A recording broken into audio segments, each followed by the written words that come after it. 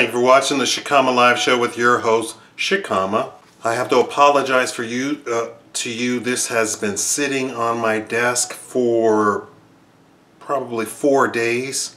John Podesta, key player in the administration's regulation drive, also helped United Nations develop radical new global agenda. And this article is by George Russell. John Podesta, the former Clinton administration chief of staff, who is spearheading President Barack Obama's aggressive strategy of government by regulation, has also been helping United Nations Secretary General Ban Ki-moon with an even more ambitious job, setting the stage to radically transform the world's economic, environmental, and social agenda, if you know about that. That effort, a colossal and sweeping form of global behavior modification, is supposed to get a new kickstart at a special UN Summit of World Leaders to be convened by Ban in New York City on September 25. Its supporters hope that effort will end next year in a new international treaty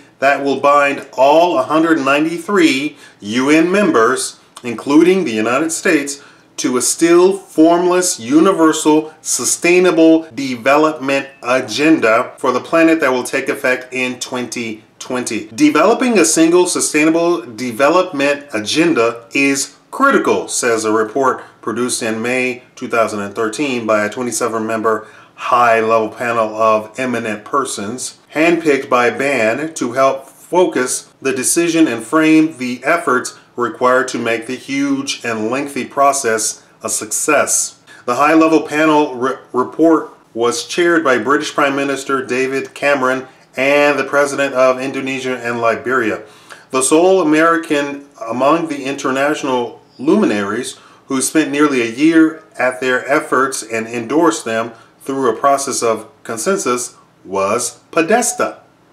The question is, critical to what? And the answer, according to that panel, is pretty much everything in what it called a series of big transformative shifts.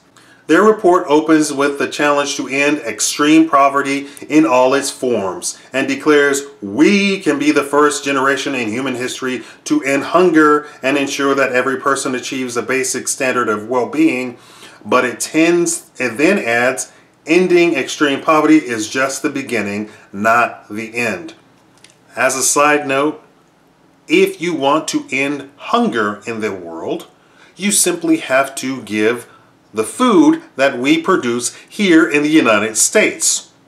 Do you know that millions of tons of food and dairy is dumped every single year to keep the price levels at the same level, or if not higher? Dumped on purpose as a marketing ploy, as a market ploy. Truth, that's the truth of it. You are paying what you pay now because they dump food. They get rid of it so that the prices stay high.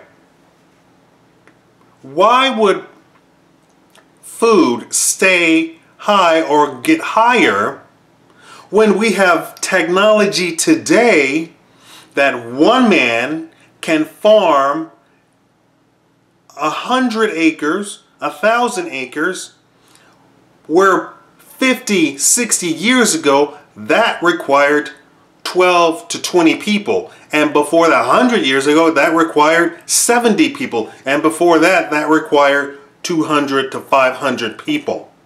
Same amount of acreage. Why is that?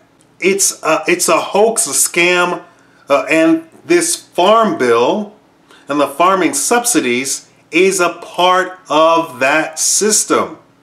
You are paying what you are paying here in the United States because of crooks and thieves. Half the time the farmers don't want to do it. They've made laws against giving away food. How sick is this nation? Let me continue. The new agenda is also intended to bring a new sense of global partnership into national and international politics. Must cause the world to Act now to halt the alarming pace of climate change, another hoax, and environmental degradation, and bring about a rapid shift to sustainable, that word sustainable, there it is again, sustainable. This is Agenda 21 talk. That's what this whole thing is, if you didn't guess it. Sustainable patterns of consumption and production. Consumption and production. They are demonizing you for eating food. And they're demonizing the people for producing food. They came out with a report not too long ago, to digress from this just for a second. And I shouldn't digress from this because, frankly, this video is going to be long enough. But please bear with me. They came out with a report that said the portions in 50 years have doubled in size for American consumption in their daily diet. Doubled portions. Well, 50, 60, 70 years ago, the average height for an American was like 4'11". The average height today is 5'4". And even the UN, if you haven't heard this, has called for eliminating people over a certain height because they consume too much food. My point was the promoting of that study that said the portions are doubled is not taken into account that we are much larger creatures 70 years later. That means there are far more men who are 6 feet tall. There are far more men who are 6'2", 6'3", 6'7". Far more men in the United States. Our nutrition was headed on a almost cliff-like slope. Because our nutrition was increasing, humans increase in size. Now it's on a decline because nutrition is going down, because the daily diet of the Americans is utter crap. Let me go back and bring about a rapid shift to sustainable patterns of consumption and production, to name just a few things itemized in the document. Moreover, it apparently also must spark a planetary psychological sea change. The new global partnership should encourage everyone to alter their worldview profoundly and dramatically, the report declares. At the time he joined the high-level panel and helped to shape its radical and ambitious exhortations, Podesta was head of the Center for American Progress, a think tank that he founded in 2003. The center is closely supportive of the objectives of the Obama administration and says its aim is to, quote, provide long-term leadership and support to the progressive movement and shape the national debate in the U.S. on a wide variety of issues from energy to economic growth, national security, and climate change. There it is again. Anybody listening who supports climate change, or anybody watching this who supports climate change, this right here should be a red flag to you that climate change is not actually real. And when I say climate change is not real, I'm talking about man-made climate change. Oh, the planet is changing climate, but that has nothing to do with our factories, nothing to do with our cars. You are a fool and should be shot dead if you think it does. This planet has gone from 190-degree weather, humidity in the 100, 200 percentile, carbon choking the atmosphere, to the conditions that we have today. And that had nothing to do with man, because man did not exist then. And frankly, on a global scale, on a solar scale, man is insignificant. I know you think you're so important. You think men are so important, and you think men are so destructive. You're insignificant. you are insignificant. You cannot fathom the levels that we're talking about when we're talking about climate change. If all of humanity gathered at the Death Star and tried to shoot it into the ocean to boil the ocean wouldn't even notice. That's how insignificant man is. One scientist said if we detonated all of our nuclear rockets, the only thing that it would do is to destroy the ecosystem of where the rockets landed. The rest of the planet wouldn't even notice. This whole Hollywood thing of the skies would gray over, we would have an endless cloud, we would have darkness for centuries is a complete lie, is a complete fabrication and out of the imagination of some gay person in Hollywood. It has no basis in reality. And this is according to people who have far more degrees than I do. Let's continue. The ability of President Obama to accomplish important change through executive powers should not be underestimated, he wrote in a foreword to the document. Podesta left the center last month to take up his latest White House assignment. The high-level panel, meantime, dissolved last fall after delivering its report to the UN Secretary General Ban. A so-called open working group of the UN General Assembly is now currently hammering out specifics of the proposal that will be presented at the summit this upcoming September as a series of sustainable development goals, or SDGs, successor to the UN's much touted but unevenly successful Millennium Development Goals, or MDGs, which expire in 2015. Despite the fact that their headlines feature is likely to be the pledge to end all forms of extreme poverty around the globe by 2030, the agenda that Podesta and the rest of the high-level panel have urged the UN and its member states to produce is far more than a conventional anti-poverty plan.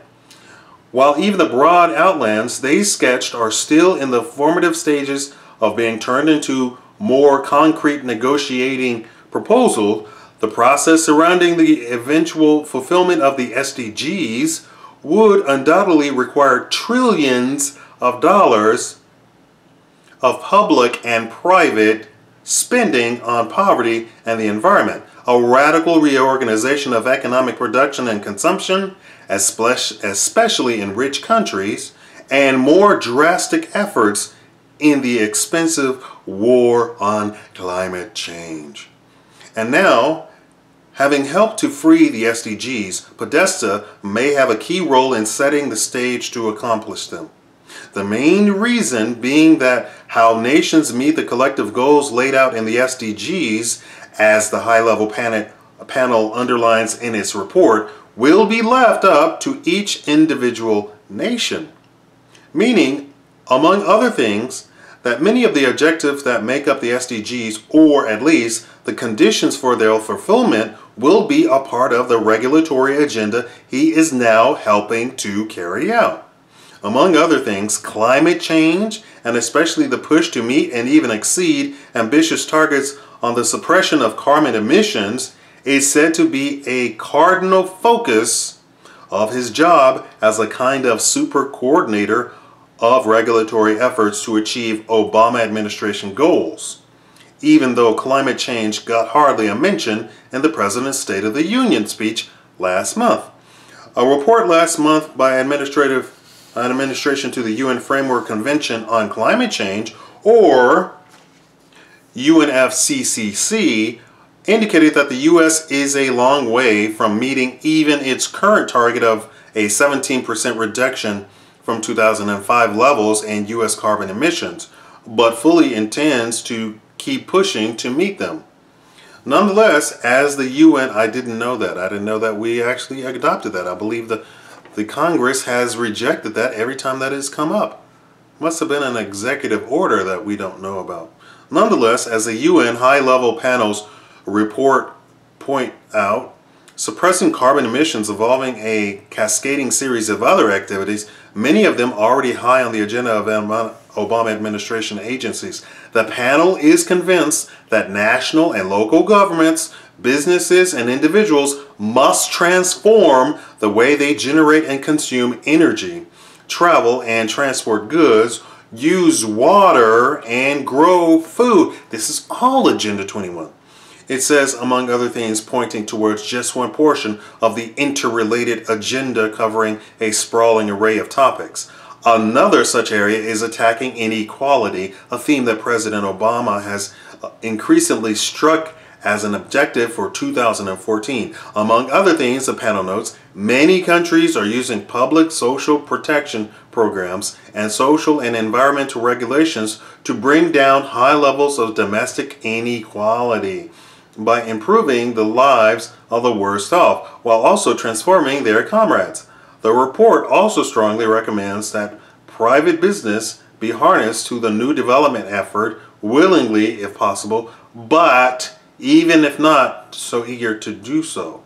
We embrace the positive contributions to sustainable development that business must make, the report says. But this contribution must include a willingness on the part of all large corporations as well as governments to report on their social and environmental impact in addition to releasing financial accounts.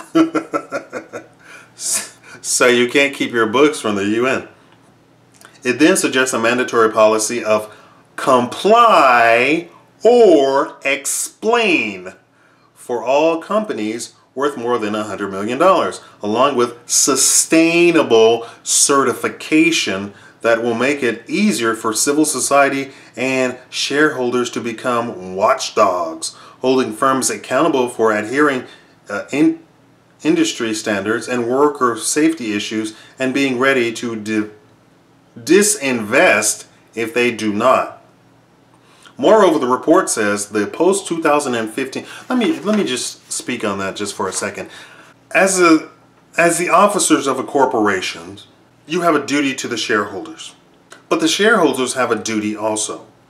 The duty of the officers of a corporation is to generate, and this is a law, this is by law, by regulation, by law, strict law, and you can be removed from your position by an agency if you do not do this. Your duty as an officer of a corporation is to make as much profit as possible at every time. That means if another corporation comes in and offers to take you over, and that takeover would mean in that quarter that there would be more profit for the shareholders, you have an obligation by law to hand over your company that you created or that your family created 100 years ago. And that you, the grandson, were just handed the keys to yesterday. You have a duty to hand that over to the people buying the corporation. By law, you have to give it over, because your duty is to create profit every single quarter and the most profit at all times. Now, the duty of the shareholder is not to try and watchdog you and to make sure you don't make profit, because this entire agenda means that corporations would not make profit. If they're going to talk about some stupidity of carbon, which is not a pollutant. Carbon is not a pollutant. Get it out of your mind.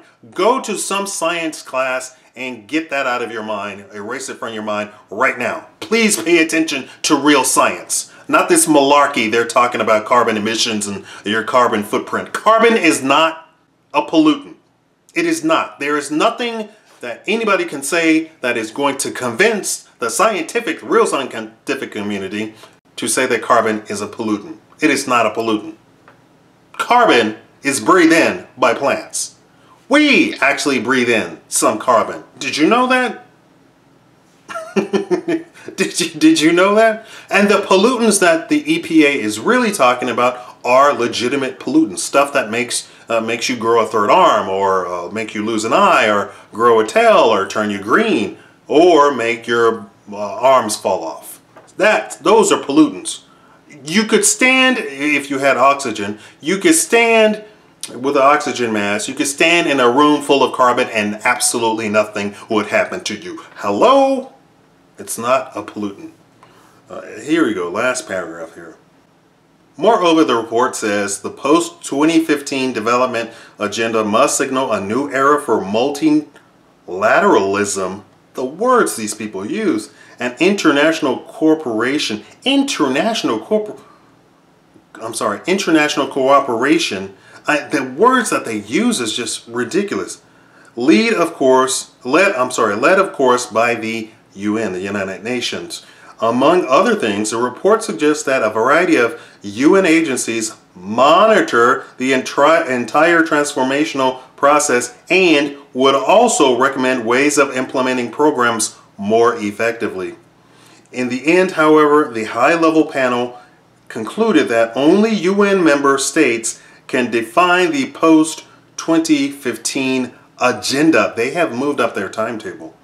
And in the US, perhaps no one is better positioned to oversee that definition than John Podesta. So, the enemy of today is John Podesta. He is going to implement Agenda 21 to the United States and sell it on a bill of goods, talking about inequality, ending poverty, ending hunger, ending climate change. Wait a minute, do they say actually end climate change, or do they just talk about climate change? Whatever it is, it's ridiculous.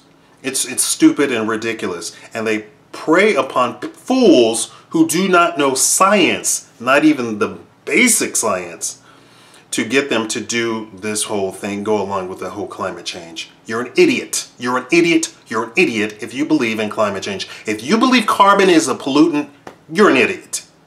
Do not have children. Please do not reproduce. Go be gay. Go be lesbian. Go have all the sex that you want to. Get married. Well, I don't care. Get married. Make sure you don't have any children. Make sure you don't pass down anything. Please go be gay. Please. I beg of you. I know that sounds evil, but this is evil. This is evil. What did they say? All of this would cost trillions of dollars on top of what we already have. So this is in addition to what we already have. So in the United States, if this was implemented, it would mean literally instead of 40-something% in taxes, we would be ending up spending about 60-something% in taxes annually per working person that actually pays taxes, right? That taxes are collected from. 60-something%. So this is in addition to everything that you're already done. Well, this is already long, but I thought this had to be done. Tell me what your thoughts are. Make sure to like the video so that everybody sees. This is straight from the horse's mouth. This is straight from their reports. This is something that we as Americans, as adults, you need to sometimes go on the internet and find some real information instead of cats. You know, cats are cute, children are cute. I don't like children, but children are cute. I love children that belong to somebody else. Let me just say that. I love children like I like tattoos when they belong to somebody else. That's fine, but sometimes on the internet, what the real purpose of the internet is to transfer information for free. Remember, they're trying to destroy that part too. This is something that we need to get control over and squash down and nip it in the bud before it even starts.